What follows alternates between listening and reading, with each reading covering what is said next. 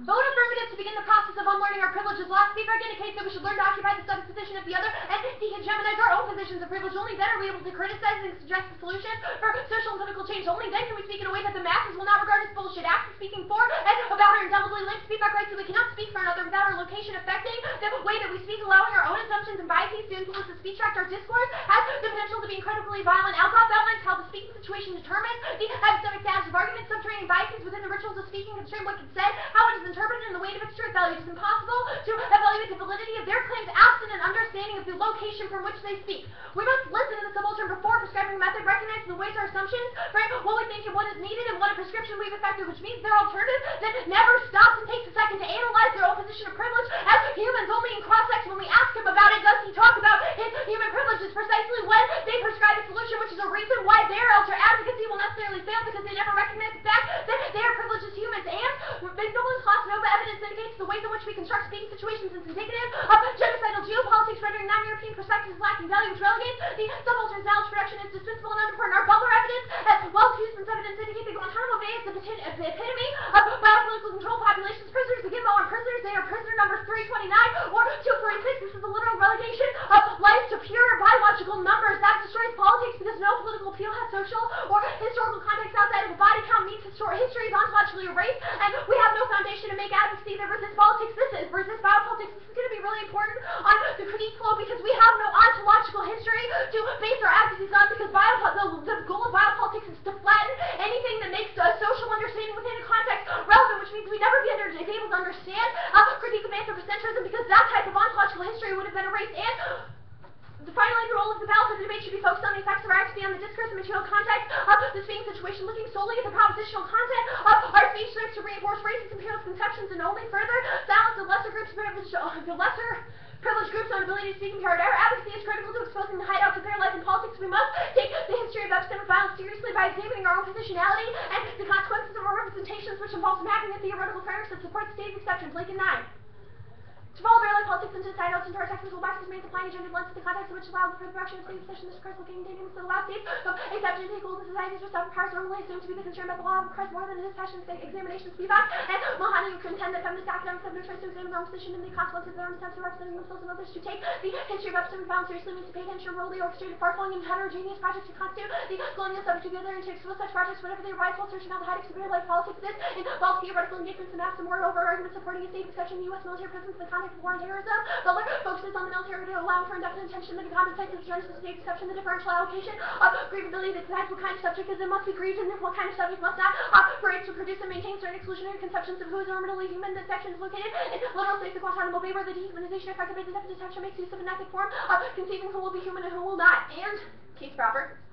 Therefore, this argument does not help me totalize privilege because we force confession over my first. This is focused on just a race whiteness argument, which is a reason why our intersectionality argument is going to be important. The Blake evidence that I just read talks specifically about how feminists and we need a feminist gendered lens in order to analyze these types of privilege, which is the reason why just talking about race just simply makes oppression into a monolith, which turns their argument because their entire argument is about making certain things a monolith. And we solve because we changed the flatline monolith description that the status quo relies on, and we're turning this evidence further with our unlearning because unlearning privilege is critical to changing the scripts that allow oppressed groups to continually be oppressed, which is a reason why our unlearning of privilege and their lack of it completely is going to solve this evidence better. And they read these two indates to the standpoint of epistemology. However, we're not standpoint of epistemology. Elkhoff is really distinct about the ability for us to just talk about particular context, not necessarily about a particular epistemology that informs all of our knowledge production. Context is key, not content. And by occupying the subject position other, we take the place of different epistemologies. We don't stay in that place, which is a reason why we're not going to link this argument. And he reads this McLeod evidence about how the conclusion doesn't end because cycles of violence will continue. However, we're not trying to end the war on terror. This is the entire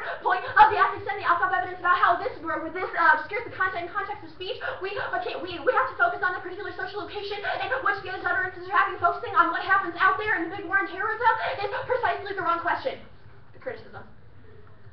Offense from the overview will be a massive index of the solvency of the affirmative. We are the only ones who talk about our privilege as humans. They only do it in process as a disclaimer, which is exactly what Alcott warns against. The entire part of the privilege discussion before the argument about citizenship was a problematization of speech and the ability that some are not able to speak and don't communicate in the same way as humans. This is a uniquely human category. We recognize that privilege, but we also know that it's inevitable, which is the reason why we're trying to unlearn that particular privilege and speak in a way that the masses would not regard as bullshit, speak in a way that counters hegemonic discourses of humanism and counters hegemonic discourses of oppression, which is the reason why the permutation is going to solve better. Firstly, it doesn't apply to the affirmative. We do not attempt to create a perfect subject. The entire premise of the opposite subjectivity is intertwined power structure theory. Second, Link doesn't have a warrant. It just asserts that their life is somehow premised on the human, non-human divide. But this begs the second or a question, or is it the non-human animal divide is based on the classification of their life, which means solving biophysics will probably solve 100% of criticism. Makes sense. All our evidence for the people in Guantanamo Bay just become a number. They're not even living anymore, which is the reason why we're not relying on the animal-human divide. We're literally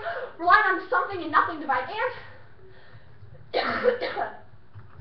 the third link, we realize that our attempt to humanize the detainee is problematic, which is why we are in a double bind. We cannot allow business to go on as usual and leave prisoners in Guantanamo for 10 years in legal limbo. This is the feedback argument that I'm making about how we know that our representations can be problematic, and we know that our representations can be violent, which is the reason why our double bind is going to be uniquely important in the context of this criticism, because we have to do something, which is the reason why the alternative is better, or the app's better.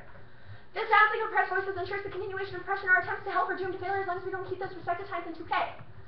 Starting from the lives of the oppressed is useful regarding knowledge of outsiders, seeking to understand their own relations, systems of oppression. Outsiders cannot fully investigate the power structures in their lives only by becoming conscious of their appearances. Cannot properly understand my contribution to the power structure. My own personal perspectives and impartial by self-limiting my perspective. I am unable to make better informed choices about my own actions. The standpoint of the oppressed is necessary to manage our own involvement with systems of oppression. And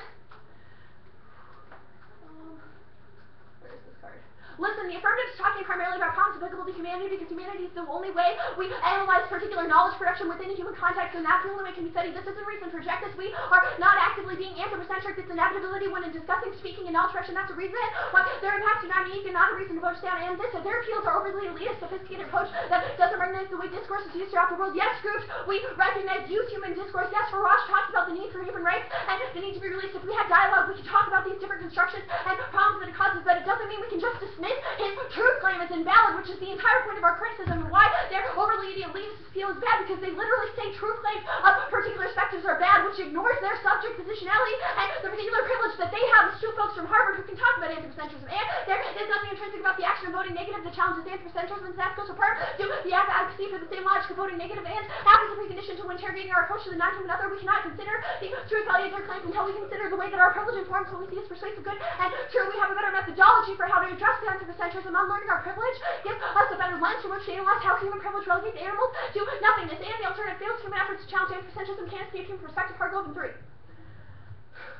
I do not think it is possible for humans to avoid being anthropocentric, given whatever way humans value will always be a human point of view, even when we imagine what it might like to have the point of view of a bat or a mountain. We are still looking at the world anthropocentrically, the way human imagines the non-human world might look at the world and affirm to both. And despite being double bind, when great responsibility comes the assumption of great power, this critique ends up directly, indirectly privileging humans by placing a special ethical burden on them that doesn't apply to non-humans, and protecting the divide between human and animal gives you no ethical standard for why violence is bad. The cheetah would wipe out the zebra if they needed it for food. Consequently, the alternative is a free-for-all for violence, because we have no ethical frame in which violence can be evaluated. And recognizing a difference between humans and other animals does not mean we have a license to explain nature's years like 97. Nature is recognized in the form of complex ecosystems. Humans are indeed different from the rest of nature in terms of the capacity to reason and reflect. This capacity does not mean that humans have to be economic individuals concerned with calculations of what is their intermediate and geologists, or is there any license for humans to explain dominate natural human horizons? Canada should be wider social and political and economic substructures to recognize for having important influence that cannot be reduced to the sensibilities of individuals inhabiting them. And on their alternatives specifically, you should extend the argument from the overview about how they're focusing on content rather than context. They're denying the truth value of Farage by focusing on the content of our speech, not the context of our speech, is the reason why determined talks about a better methodology for and Alcoff indicates that a simple rejection is the worst type of privilege, because only privileged people have the ability to do nothing or to reject, which means that they just reify their position of privilege. You say that we didn't acknowledge our privilege as human subjects. The 1MC said that we have to deconstruct the idea that human subjects. Right, but you never talk about your particular social location from which you're doing that, which is our entire argument. Human, that's what we said. So, what is the threshold for? What is the threshold for unlearning one's privilege? Sure, Alcoff gives us a pretty clear four-step methodology. The first is that we have to. Here, let me open this card so I don't give you the wrong order. I mean, it's a fairly simple question. Was it not enough to say that we are humans, we have to think about no, this is where I was going to before. A simple disclaimer. No, a simple, disclaimer, by the way, I'm human, isn't enough. That type of uncritical disclaimer is exactly what makes the speaker... How is it uncritical when combined with a deconstruction of the human subject? I don't understand what you mean. It's not just we're humans. Right. We've read an entire argument about it. You're right. You read an argument about anthropocentrism. However, where's Michael Suo and Brad Bowman in that advocacy? That's As humans, that's what we said. So the point is that one of us or both of us just need to at one point discuss our privilege, or it's not at one point. Alcoff indicates that it has to be an ongoing process. These types of disclaimers are exactly what Alcoff warns against. That's fine. She says that it gives us more authorization. You say that Life creates the conditions for sort of the design of animality, correct? It wasn't really a claim. It was an argument that your piece of Cauchy evidence doesn't. It's a chicken or egg question. Sure. It doesn't say which is sequencing. That's fair. Your Blake evidence says the exception is located in the space of Guantanamo Bay, where indefinite detention makes use of the frame for conceiving who will be human and who will be not. How is that not a demonstration that this is sort of like the key question? You're right that it's part of it, but my argument is that it's a chicken or egg question, right? By solving biopolitics, by solving the ability to relegate certain beings to bare life, such as animals. Biopolitics, so what does that mean? You're right. You're right. You can't solve biopolitics. Okay. That's the Blake argument. Our affirmative is a way that we seek out the hideouts of biopolitics within the political sphere of the United States, which is how we begin to challenge these different constructions. I don't understand what that has to do with the status of animality. You know, like you're just like, we have to investigate biopolitics that creates the conditions by which what? By which we can determine that people are human or not? No, by which we stop doing violence to people we don't consider human.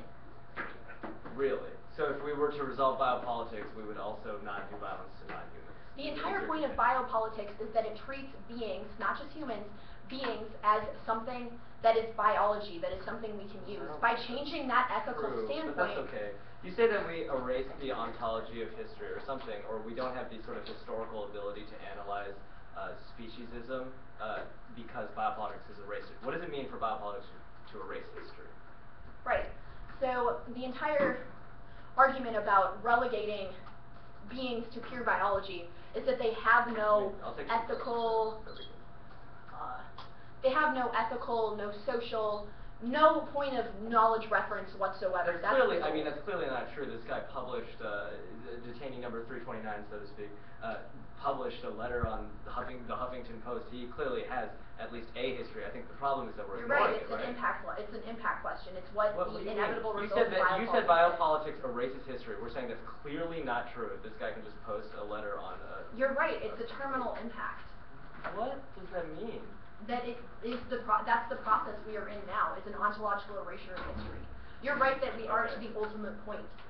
That's the inevitable result of biopolitical control. Okay, you have 7:32.